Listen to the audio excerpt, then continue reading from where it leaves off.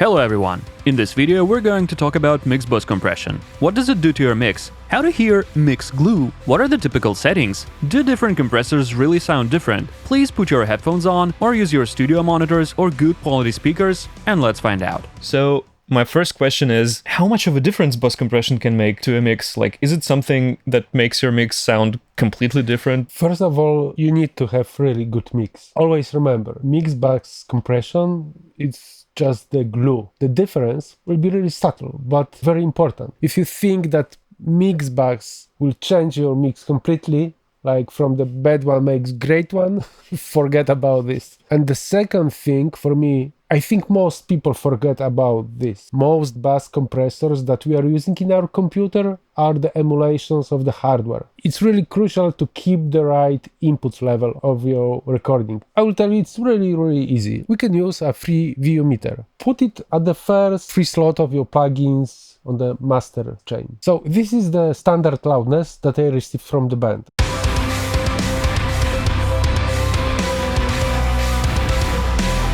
So this mix is always in the red. Yes, and in that case, launch VU meter, be sure it's calibrated. This one is calibrated to minus 18 dB. Yes, and try to keep the overall loudness around 0.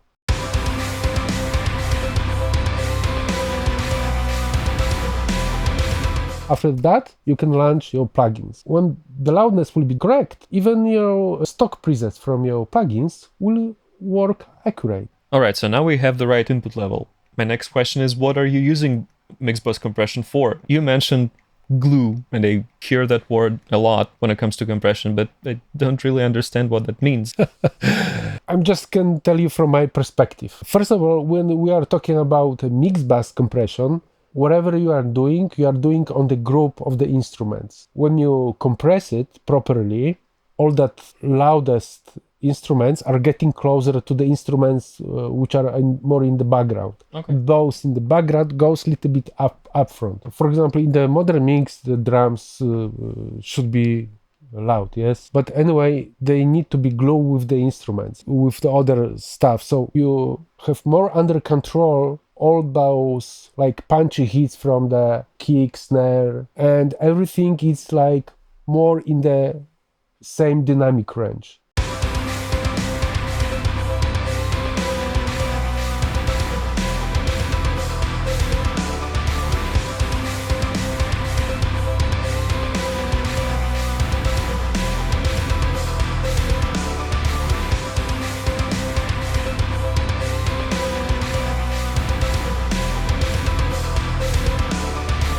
I can hear the difference are really subtle. Doesn't change like the mix like completely different, yes? You hear the difference? Yeah, that's like a pretty interesting effect. When you enable the compression, the drums are still loud, but it sounds like every time the snare hits, they don't jump out from the mix. It's like a glue. I don't know how to describe it better. You need to, guys, use your headphones, monitor speakers, and listen carefully. You will hear it.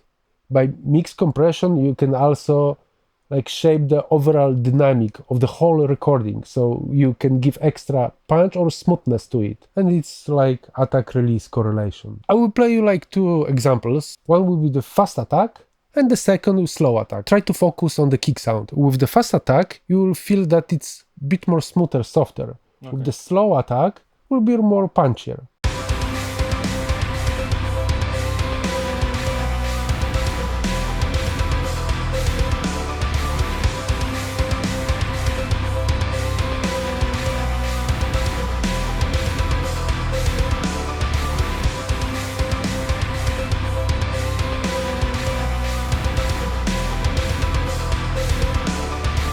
Very similar is with the release. With the really long, slow release, I feel like a pumping effect. So the recording doesn't breathe. So when you adjust to the fast one, it's open again.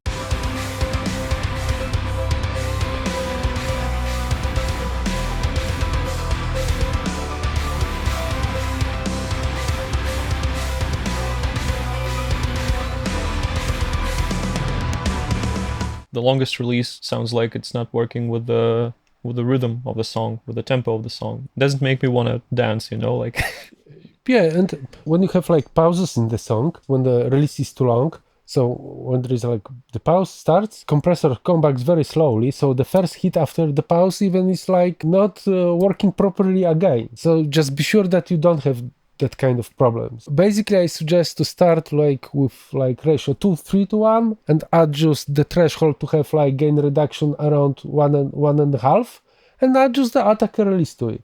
Attack around 10 to 30 milliseconds. Like, guys, it's always starting point. I really don't want to say always do like this because it doesn't work. If you have like a auto release, I suggest to use it. I'm using it also very often. How it works, basically when the signal has a lot of fast transients, the release is fast to recover the signal really fast. When there is a like long chords, notes, and there is no like fast transients, so release getting automatically longer. And then you need to focus a bit more on the low end. Bass guitar with the kick, they can destroy your mix bus compression because they have a lot of low frequencies, and low frequencies mostly need more time. In that case, use your sidechain. I'll show you the example. We have like 120 hertz. It means that the compressor is not listening to anything below 120, right? Yes.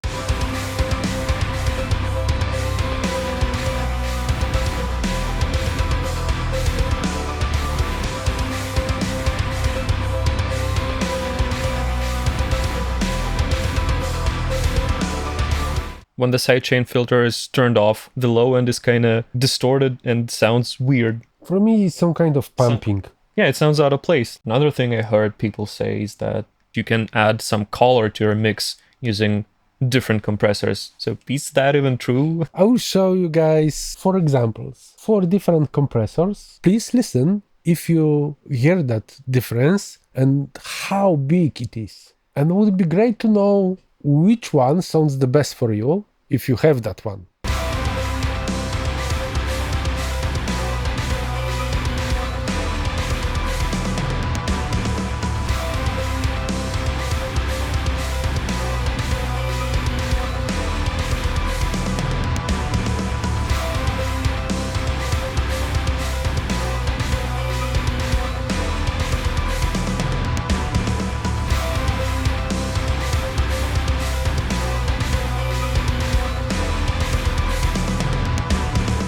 So before you buy anything like new because you need the color, please listen to this and that will give you the answer. Yeah, let us know in the comments if you're hearing any difference at all. Don't forget, if your mix is bad, compression doesn't help you. So make the balance that you really want. We've got a video on that. Make the bass compression really subtle. Make the limiter and the loudness how you want. And then you hear more problems in your mix.